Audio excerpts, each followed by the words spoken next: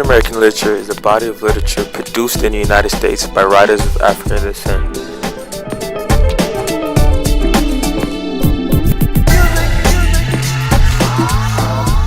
Before the high points of slave narratives, African American literature was dominated by autobiographical, spiritual narrative.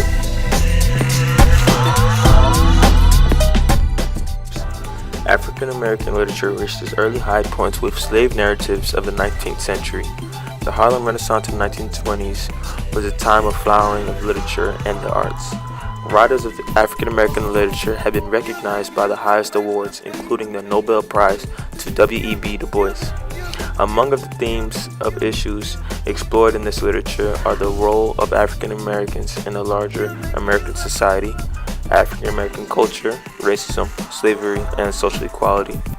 African American writings tend to incorporate oral forms such as spirituals, sermons, gospel music, blues, or rap.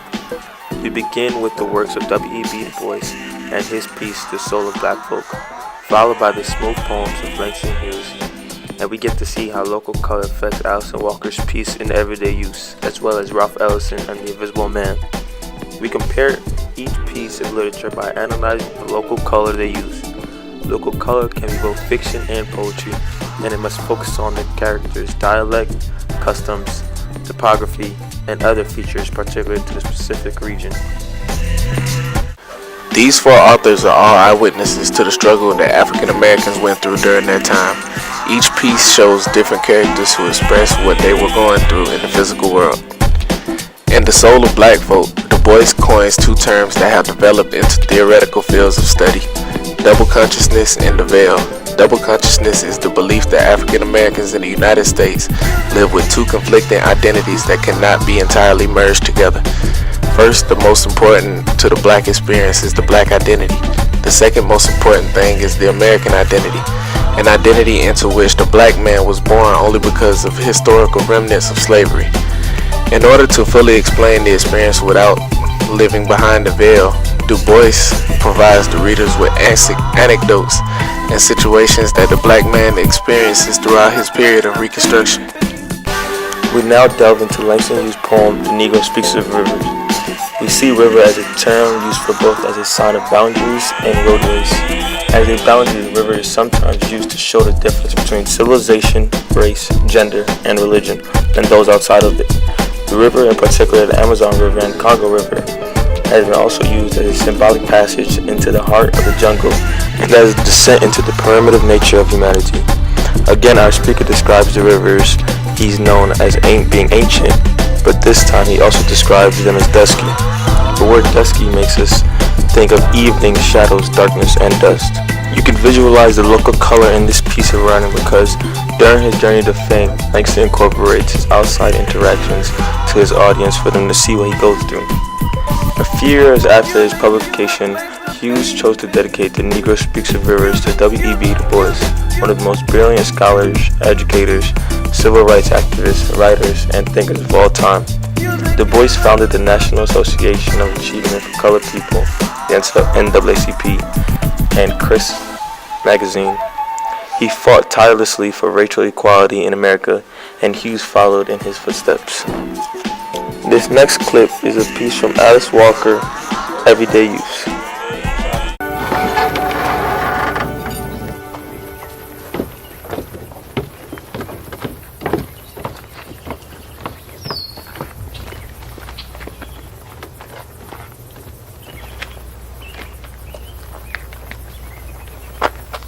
You just don't understand.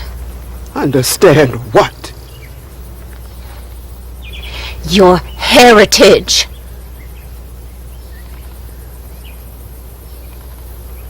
And Maggie, you ought to do something with yourself too. It's a new day for us. But from the way you and Mama still live, you'd never know it.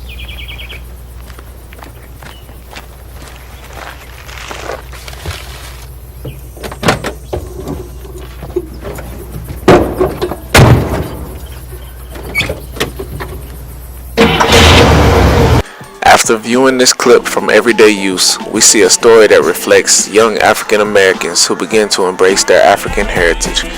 In the time this story is set, the late 1960s or early 1970s, Black American life and identity were undergoing a radical transformation.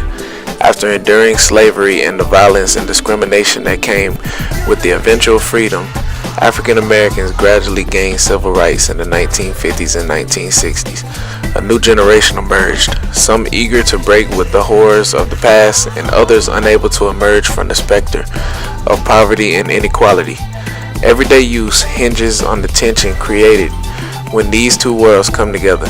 In the story, Walker examines the intense, serious, sometimes malicious rhetoric and characterizes some strains of the rising Black consciousness movement. But she gives her most intense scrutiny to the often tenuous bonds between family members. Next, we're going to be taking a look into Ralph Ellison's piece, The Invisible Man. As the narrator of Invisible Man struggles to arrive at a conception of his own identity, he finds his effort complicated by the fact that he is a Black man living in a racist American society. Throughout the novel, the narrator finds himself passing through a series of communities, from the Liberty Paint Plant to the Brotherhood, with each microcosm endorsing a different idea of how Blacks should behave in society. As the narrator attempts to define himself through the values, expectations imposed on him, he finds that in each case, the prescribed role limits his complexity as the individual and forces him to play an inauthentic part.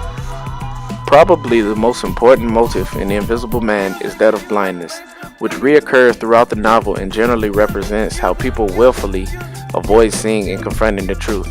The narrator repeatedly notes how people have an inability to see what they hope not to see, and their inability to see that their prejudiced minds doesn't allow them to see. This has forced him into a life of effective invisibility.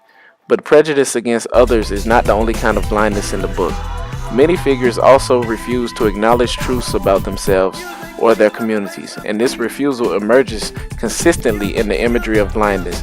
Thus, the boys who fight in the battle royale wear blindfolds, symbolizing their powerlessness and recognize the exploitation at the hands of the white man.